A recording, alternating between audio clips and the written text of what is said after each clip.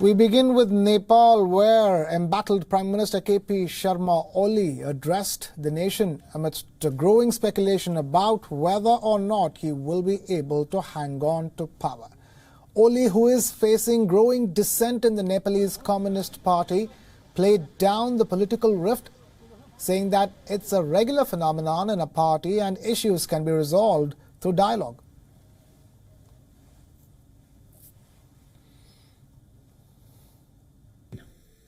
जुनसुकै राजनीतिक दलभित्र हुने बहस र विवाद आन्तरिक हुन्, त्यसलाई निष्कर्षमा पुर्याउने दायित्व सम्बन्धित राजनीतिक दल र नेताहरूकै हो। पार्टीभित्र हुने यस्ता छलफल, बहस र विमतिहरू तिनका नितान्त आन्तरिक र कतिपय अवस्थामा नियमित प्रक्रिया पनि हुन्। यस्ता विषयहरू सम्बन्धित दल र तिनका नेताहरूले आपसी छलफलबाटै सुल्झाउनेछन्। म आश्वस्त पार्न चाहन्छु, आम नेपालीहरूबीच आपसी एकता बढाउन, सङ्घीय लोकतान्त्रिक गणतन्त्रको रक्षा गर्न, राष्ट्रिय स्वाभिमान माथि उठाउन, देशको सार्वभौमसत्ता र भौगोलिक अखण्डता अक्षुण्ण राख्न मेरो तर्फबाट दृढ अडान र हदैसम्मको प्रयास जारी रहनेछ। Nepal's Prime Minister Oli also used the occasion to use the nationalist plank to secure his chair, saying that he is committed to safeguarding the territorial integrity of the country. Oli, who has been indulging in anti-India rhetoric, counting on China's backing as a massive political challenge on his hands, which despite his best efforts cannot be masked by a shrill hyper-nationalistic pitch. The Communist Party meeting scheduled to be held earlier yesterday was deferred for a fourth time. The meeting to decide Oli's political fate will now take place on the 17th of July. Based on the issue of power sharing, the tussle between Prime Minister Oli and former Prime Minister Prachanda has led to political instability in Nepal. The future of the embattled Prime Minister now depends on the support he can gather from smaller parties. KP Sharma Oli and Prachanda are both co-chairs of the Nepalese Communist Party. Both of them have failed to break the deadlock. Oli insists that he would like to retain both his party post and the post of Prime Minister. On the other hand, the Prachanda faction is backed by senior leaders and former Prime Ministers Madhav Kumar, Nepal and Jhalanath Khanal. They are demanding Oli's resignation, saying his recent anti-India remarks were neither politically correct nor diplomatically appropriate. Sources tell WION World is one that KP Sharma Oli is determined to retain both posts and even willing to split the party in order to retain his control over both the offices.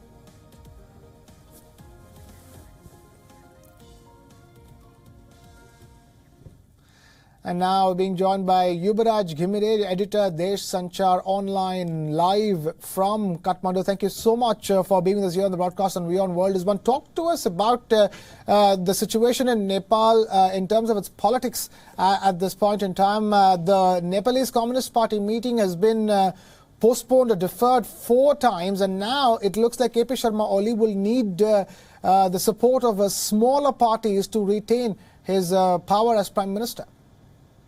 Well, there's a state of ceasefire at the moment because the standing committee meeting where all these issues were being raised has been deferred by a week. It's going to meet on the 17th of July. That is on the persuasion of a group of 11 second-rank leadership who said they would they would like to give peace a chance. So both Prachanda and Prime Minister KP Oli agreed to give them time. So at the moment, nothing has been moving. But the question of smaller parties having to support Oli government will come only if the party splits. Yes, both Prachanda and the dissident groups on the one side and Prime Minister on the other reside on their demand. Well, one side says that Oli must resign from both posts, and Oli is adamant against it. Right, and you're talking about Prachanda, who is the main, competitor to KP Sharma Oli in the scheme of things at this point in time. What are the chances that Prachanda will become the Prime Minister of Nepal? Well, very difficult to predict at the moment because going by the current, number game, it looks like that Oli has majority in the NCP, Nepal Communist Party Parliamentary Party, and that is one. To the extent of opposing Prachanda, to the extent of opposing Mr. Oli, Prachanda and former Prime Ministers are on one side. But if tomorrow a situation comes, although I don't think it's going to come very soon, if the situation comes in which the Prime Minister has to step down, there may be a problem about the successor. And third, an extreme possibility is about the split in the party, which opens other possibilities of other political parties, including the opposition parties, having to play a role, because that may, transform the house into a hung one again. But I see at the moment there would be some kind of patch-up, but we really don't know what kind of patch-up it would be. But that would be a temporary one, because the unity in the Nepal Communist Party is visibly an artificial one. Right, and in the middle of all of this, we've seen the Prime Minister go on an anti-India rhetoric spree from one decision to another, from one issue to another, especially with the new map being approved in the Nepal Parliament. And that's what exactly is being criticized for this anti-India stand, which his critics say is politically incorrect and inappropriate even. Well, no Nepali leader, even the dissidents or the main opposition, has said what the Prime Minister did on the map issue is incorrect. In fact, it was a unanimous decision in Parliament, rare occasion in which the opposition and dissidents and every member backed the Prime Minister in the official resolution. So what they have reservation about is Prime Minister Oli's certain comments against Parliament, against India during the course of debate, but there is no true opinion in the map being published, including those territories in Nepali map.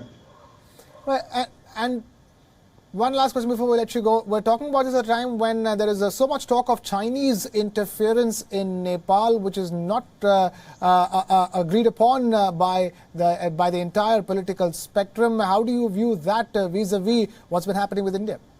Well, Chinese ambassador's visibility is high at the moment. She's been meeting Prime Minister, President and dissident leaders, but it has got a long history that is in retaliation. I mean, that came as a retaliation to India's blatant interference in Nepal's politics in alliance with the European and American that provoked China to come in a big way. Now China has overtaken all the three. All right, we'll leave it at that. Yuvraj Ghimire, editor, Desh Sanchar Online, joining us live from Kathmandu with that perspective. Thank you so much for being with us here on the broadcast on WION World as well.